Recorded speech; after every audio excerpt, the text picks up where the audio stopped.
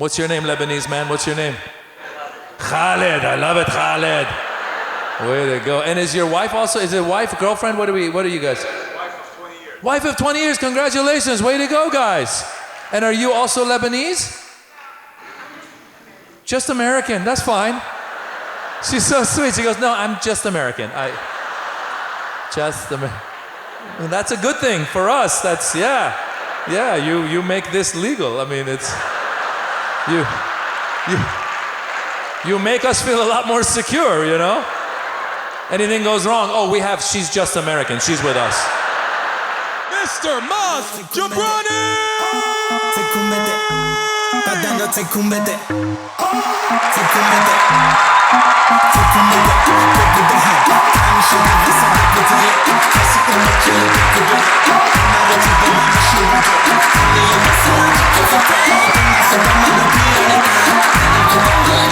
I'm Jason Rezaian, an opinions writer for the Washington Post. Like most Iranians in the diaspora, Maz Jobrani is my favorite Iranian-American comedian. Maz and I grew up in the same area in California.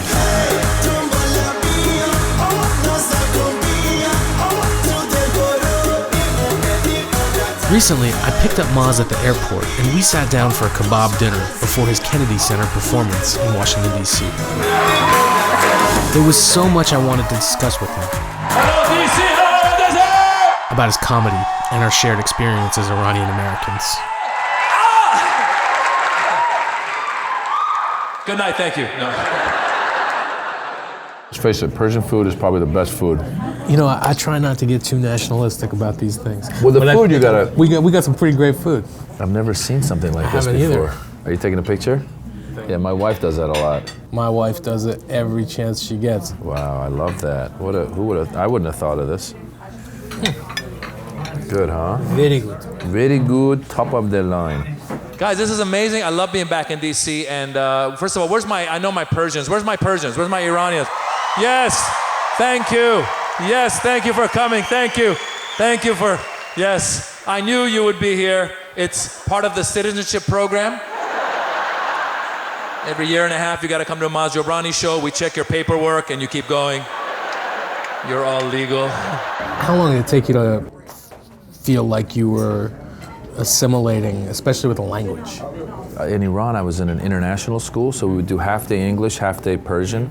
So I come to America, but I still, you speak English, but you're not as well as everybody else.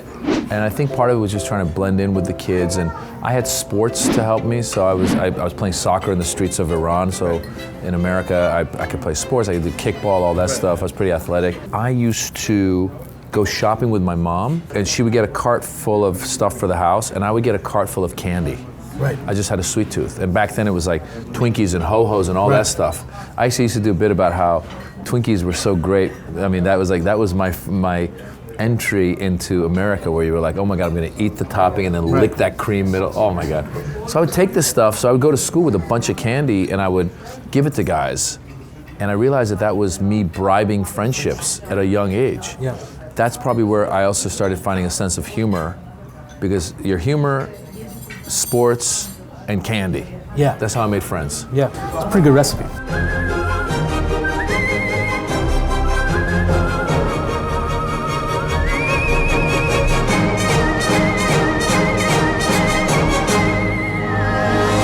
I rebelled against my father to become a comedian, okay? I rebelled against my father, my mother. I rebelled against the Iranian community. When I started 20 years ago, nobody thought we should be doing comedy. I swear to God, back then when I started comedy, I think the whole community felt bad for us. They were like, oh, did you hear about Jobrani's son? He's almost a drug dealer. Imagine if tomorrow you had to get up and move to, I don't know, Portugal or Brazil, somewhere you don't speak the language at all. And you go, here I am, and I've got this money here that I've brought, that whatever I've been able to save. And now I gotta figure it out. Now I gotta figure it out. And I'm 46. Immigrant parents don't spend time with anybody. Once immigrant parents get you to America, they feel their job is done. I don't remember seeing my parents from the moment I landed to the time I graduated. We got here, my parents, ready, go! You're on your own. We'll see you at graduation. Since I came to America, I never felt American enough and I never felt Iranian enough.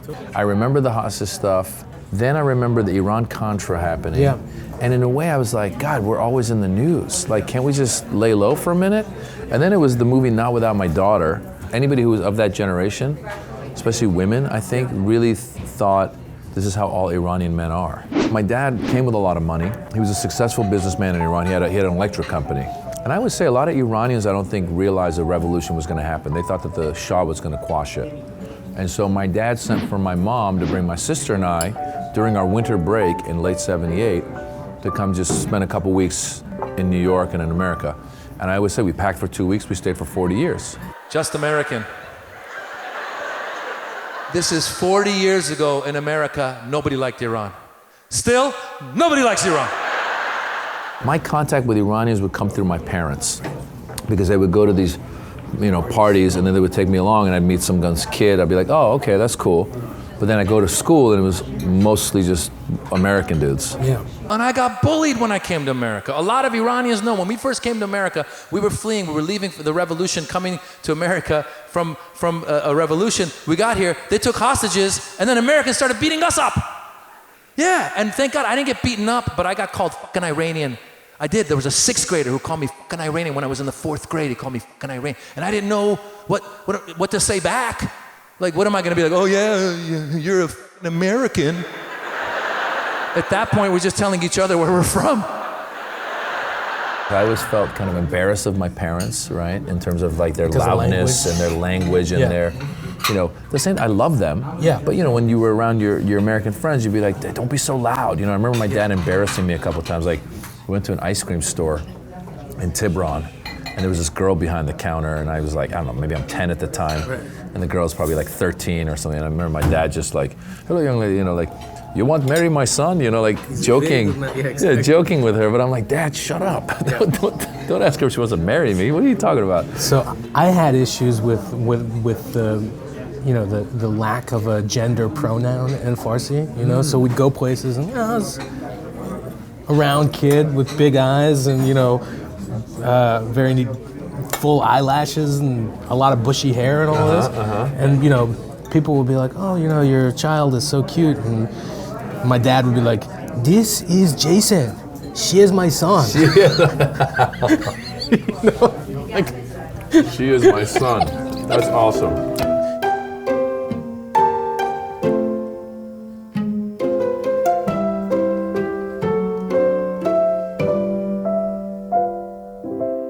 I've always been supportive of the underdog because I feel, why do human beings pick on people that are less fortunate than them? I was an immigrant when I came to America. I'm an immigrant.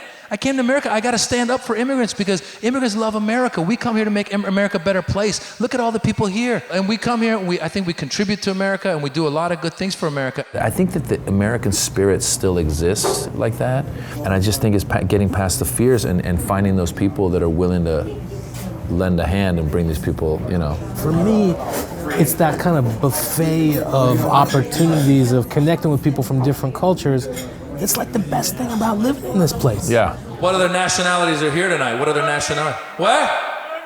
Germany. Hi, yes, Germany. Welcome, Germany. Thank you for coming. Are you with an Iranian or who are you with?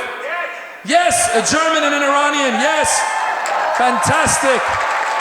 Germany, you were in the original axis of evil. Now we're in the axis of evil. We got together. You were the enemy, now we're the enemy. We have so much in common, Germany. Where's my non-Middle Easterners by applause? Where are you? Non-Middle Easterners, there you go. Yes. Where? Armenia, there you go. You're kind of Middle Eastern, that's okay. Armenians are trying to separate. No, Armenia, I am also, this guy. No, I'm just American as well. I'm just American from the Armenian side, just American. You're our neighbors, take it easy. Everyone wants to back out of the Middle East these days. No, Armenia is more like Europe. It's more Europe, Armenia is more Kardashian, Kardashian? We're over here by Kardashians. We're gonna call you just Armenian. When you choose to be generous, then I think you live with less stress in your life. Because if you're not gonna be generous, then you're holding on to everything. Everything. Like I feel good. Like if I'm able to, tip or help somebody or something, it makes me feel good. But again, I think that's a cultural thing that we got. Feels great. Like, so the whole Zoroastrian thing. Good thoughts, good words, good deeds. That's it. So simple, bro. Totally. Hold on a second. This person's gonna come up and you get to tell a joke or sing a song or something. We're gonna have some fun with you in a minute. Whoever you are, I hope you're not up there. Tyson Manker. Manker, are you over there? I do appreciate everything that Maz offers and everything that he stands for. And quite frankly, if it wasn't for his humor, the chance that a Kurdish girl and a boy from Illinois would get together, right? Thank you, Maz. Thank you, Maz. Now I have to ask Helen, would you allow me to tell the world that you are going to be Miss Iranian-American?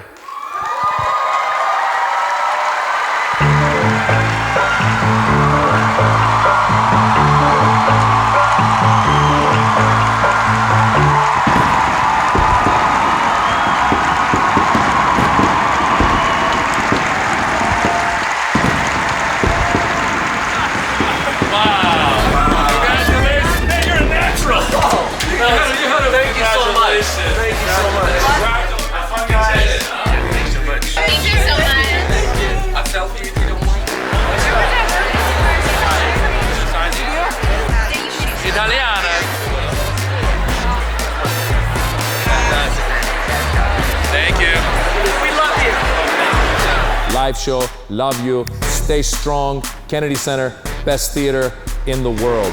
Love them. Bye.